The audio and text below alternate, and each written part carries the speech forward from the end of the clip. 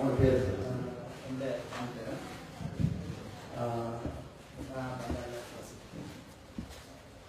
நேரம் உங்களோட கேள்வியை நீங்க முக்கியமா நோம்பு காலங்களில் தொடர்ந்து ஒரு நல்ல காலங்களை கொடுத்தவங்க இந்த காலத்துல நீங்க சக்காத்துன்னு கொடுக்கணும். அப்ப இந்த சக்காத்துன்றது இதே கேள்விதான்.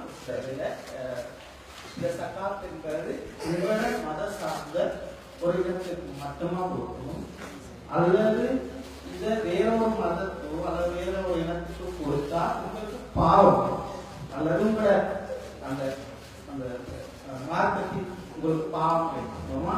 அதைஞர் என்னச்சுன்னா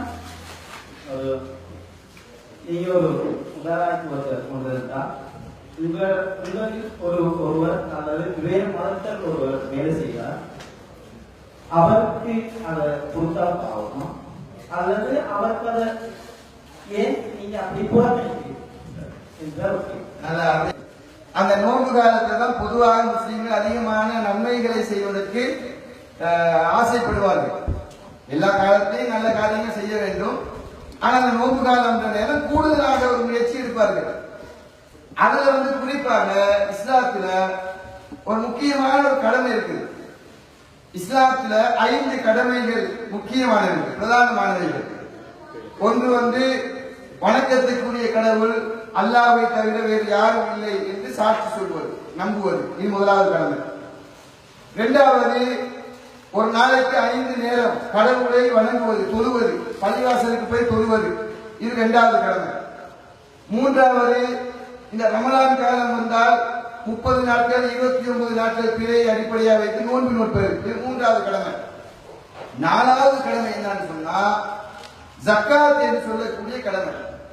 அதாவது எங்களுடைய பொருளாதார வசதி படைத்தவர்கள், அதாவது கிட்டத்தட்ட 11 பவுன் தங்கம் இருக்குதா இல்லையா, ஒரு மனிதரிடம் ஒரு முஸ்லிமிடம் 11 பவுனுடைய பெருமதி, ஒரு 6 லட்சம் இந்திய நாணய பிரகாரம் ஒரு 6 லட்சம் பெருமதியான அல்லது 11 பவுன் பெருமதியான ஒரு சொத்து கையில் இருந்தது என்று சொன்னால் அந்த சொத்துல 2.5% ஏழை எளியவர்களுக்கு கொடுத்து விட வேண்டும். இதுதான் ஜக்காத் என்கிற கடமை. 5வது, வசதி உள்ளவர்கள் ஹஜ்ஜுக்கு போவாங்க, மக்கா என்கிற ஊருக்கு போவாங்க, அந்த காலம் தான் இது.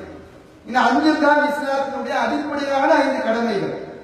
சகோதரனுடைய கேள்வி என்னவென்றால், இஸ்லாத்தில் 4வது கடமை ஜக்காத் இருக்குதா இல்லையா? செல்வ வசதி படைத்தவர்கள் தன்னுடைய சொத்தில் இருந்து 2.5% இல்லாத ஏழை எளியவர்களுக்காக பங்கீடு செய்ய வேண்டும் என்று இஸ்லாம் சொல்கிறது. அந்த சட்டத்தில் முஸ்லிம்கள் மட்டும்தான் உள்ளடங்குவார்களா? கேள்வி. முஸ்லிம் அல்லாத ஒரு இந்து, கிறிஸ்தவ, பௌத்த சகோதர சகோதரிகளுக்கு, அந்த மதத்தை சார்ந்த ஏழை எளியவர்களுக்கு, அல்லது முஸ்லிம் முதலாளி இருக்கிறாரு, அவருக்கு கீழே 10 தொழிலாளி இருக்கிறாங்க, அந்த தொழிலாளியில ஒரு 4 தொழிலாளி மிச்ச வறுமையோடு இருக்கிறாங்க, அந்த மாற்று மத தொழிலாளிகளுக்கு இந்த ஜக்காத்தை கொடுக்க கூடாதா? அப்படி கொடுக்க இஸ்லாத்துல தடை இருக்குதா? அப்படி கொடுத்தால் பாவமா என்பதுதான் அருமையான ஒரு அழகான கேள்வி. இஸ்லாத்தை பொறுத்த வரைக்கும் ஜக்காத் என்ற கடமையில இஸ்லாம் 8 கூட்டத்தை தெளிவா சொல்லி காட்டுது. ஜக்காத் என்ற கடமை இருக்குது. அந்த ஜக்காத்தை பெறுவதற்கு தகுதி வாய்ந்தவர்கள் என்று 8 கூட்டத்தை கடவுள் திருமலை குர்ஆனில் சொல்லி காட்டுகிறார். முகமது நபி அவர்களும் அதை விளங்கப்படுத்தி காட்டுகிறார்கள். 8 கூட்டத்துக்கு தான் இந்த ஜக்காத் என்கிற கடமையை கொடுக்க வேண்டும். அந்த 8 கூட்டத்தில் ஒரு கூட்டம் யார் என்று சொன்னால் முஅல்லஃபத்துல் குலூப். அரபில வரும், திருமலை குர்ஆன்ல வரும் முஅல்லஃபத்துல் குலூப்.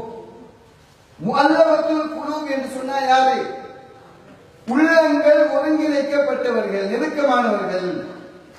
அது யார் என்று சொன்னா முஸ்லிம் அல்லாதவர்கள். உங்களுக்கு தான் பிடிக்கும். 8 கூட்டத்தில் ஒரு கூட்டம் யாரு? சம்பாதிக்கிறது. உதாரணத்துக்கு அப்துல்லா சம்பாதிக்கிறார். ஒரு கடவுள் என்று அல்லாஹ்வை மாதத்துடைய சம்பாத்தியத்துல 2.5% இப்ப நான் கொடுக்கணும். அப்படி கொடுக்கிற நேரம் 7 கூட்டம் முஸ்லீம்களுக்குள்ள வருவாங்க.